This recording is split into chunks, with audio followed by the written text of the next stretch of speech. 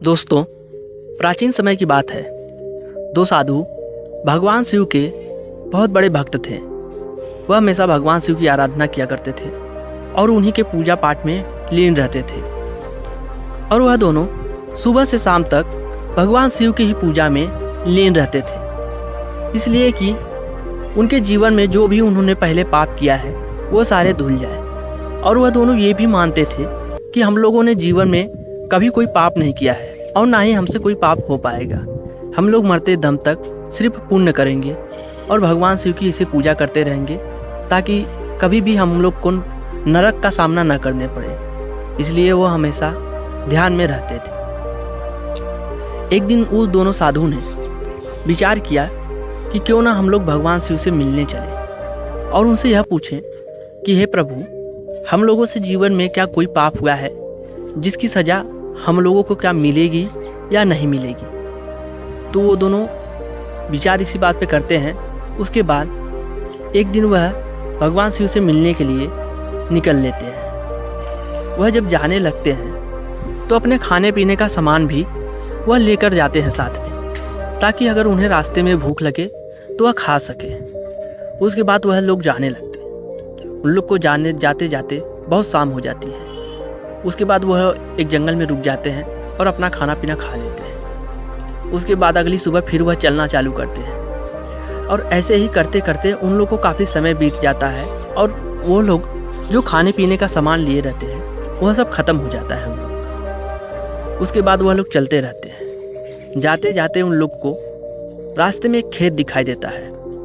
वह खेत एक किसान का था और किसान ने उसमें भुट्टे के फसल लगाए थे।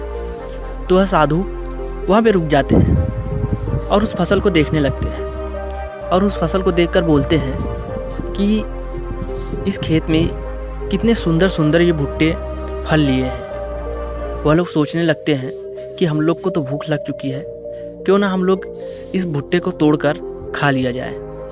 तो वह लोग अगल बगल देखने लगते हैं कि क्या कोई दिख जाए तो हम लोग पूछ लें कि किसका भुट्टा है, उसके बाद हम लोग खा लें तोड़कर।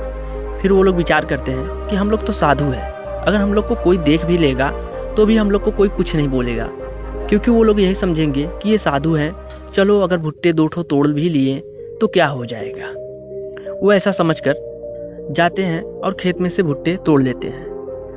तोड़कर वह लोग आग जलाते हैं और उस भुट्टे को भूनने लगते हैं, भूनकर खा लेते हैं। उसके बाद जब वो लोग खा लेते हैं तो यह सोचते हैं कि ये भुट्टा कितना स्वादिष्ट था।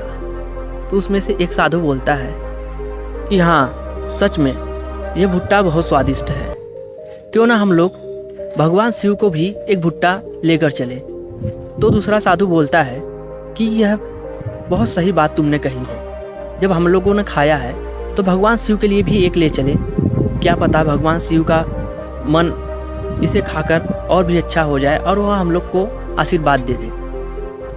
तो दोनों लोग वह भुट्टा तोड़ लेते हैं और उसके बाद भून कर उसे लेके चले जाते हैं। जाते जाते वह समय आ ही जाता है जब वह लोग भगवान शिव के पास पहुंचते हैं। भगवान शिव के पास पहुंचते ही वह लोग उनको नमन करते हैं और वह उनसे अपने दुखों के बारे में बोलने लगते हैं और सारी बातें पूछने लगते हैं कि हे प्रभु, क्या हम लोग जिन जीवन में कोई पाप किए हैं और कोई पाप किए हैं तो क्या उस पाप की सज़ा हम लोग को मिलेगी। हम लोग तो जीवन में पूरे जीवन भर आपकी ही आराधना किए हैं और जब तक हम लोग के शरीर में जीवन रहेगा तब तक आपकी ही आराधना करते रहेंगे और हम लोग जीवन में अपने कभी कोई हिंसा नहीं करेंगे और ना ही कभी भी किसी पाप के आभारी बनेंगे। उसके बाद भगवान शिव मुस्कुराते हैं और बोलते हैं कि चलो, तुम लोग की सोच तो बहुत अच्छी है।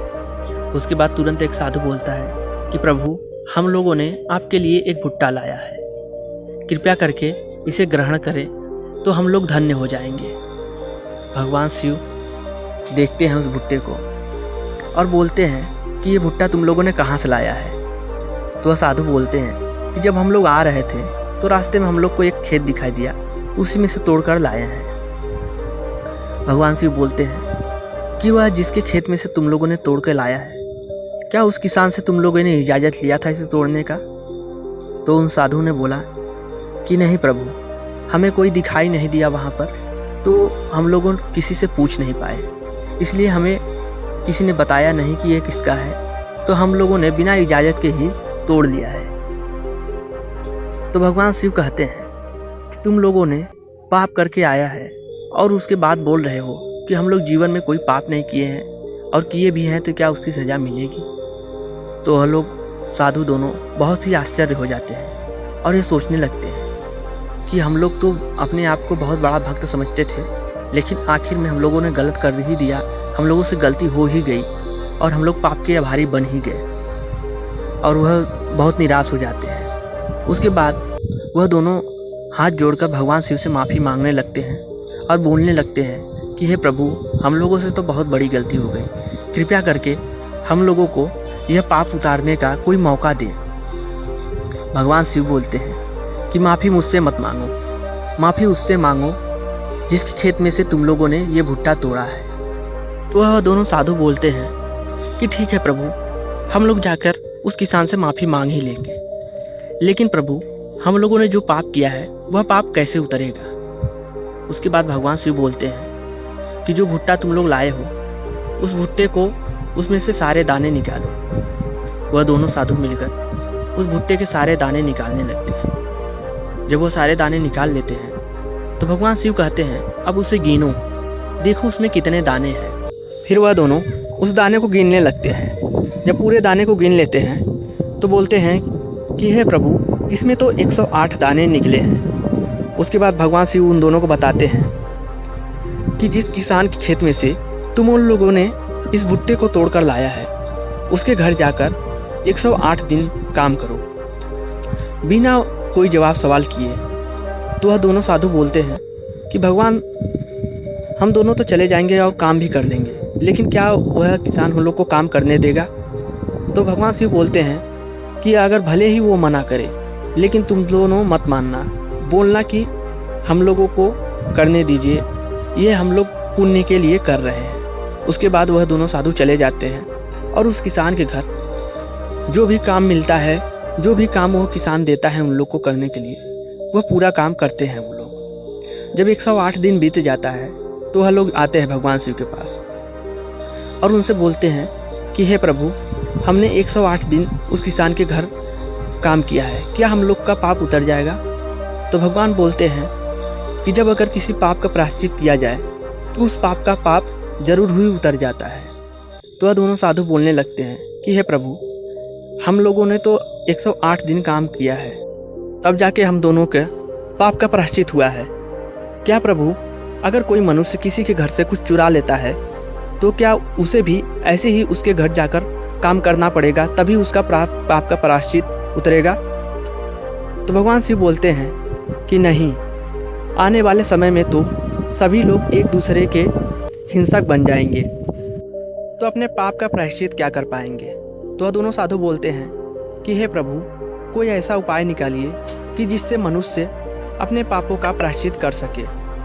उसके बाद भगवान शिव उस भुट्टे की 108 दाने को रुद्राक्ष के माले के रूप में बदल देते हैं और वह 108 दाने का एक रुद्राक्ष का माला बनकर तैयार हो जाता है और वह उन साधुओं को दे देते हैं और बोलते हैं कि ऐसे ही 108 दाने के रुद्राक्ष के माले को जो भी मनुष्य जब भी उसे अपने जीवन में समय मिले, इस एक एक दाने को गिनते हुए उसे घुमाए और ओम नमः शिवाय बोलता रहे, तो उसके पाप का प्रायश्चित होता रहेगा। पाप उसका पूर्ण रूप से तो उतर नहीं जाएगा, लेकिन उसके पाप की सज़ा जरूर ही कम हो जाएगी। दोस्तों, यह एक प्राचीन कथा है जो मैंने आप लोगों को बताई है। हम लोग अपने जीवन में कोई ना कोई गलती तो करते ही हैं, जिसकी सज़ा हमें हमारे मरने के बाद ज़रूर मिलेगी। इसलिए अपने जीवन में किसी का बुरा ना करें और ना ही किसी का कभी भी कुछ चोरी करें, क्योंकि हम लोग किसी का कुछ चुरा लेने से राजा तो नहीं बन जाएंगे, लेकिन पाप के भागीदार जरूर बन जाएंगे। मिलते हैं आप लोगों से अगली वीडियो में ऐसी ही और एक इंटरेस्टिंग स्टोरी को लेकर।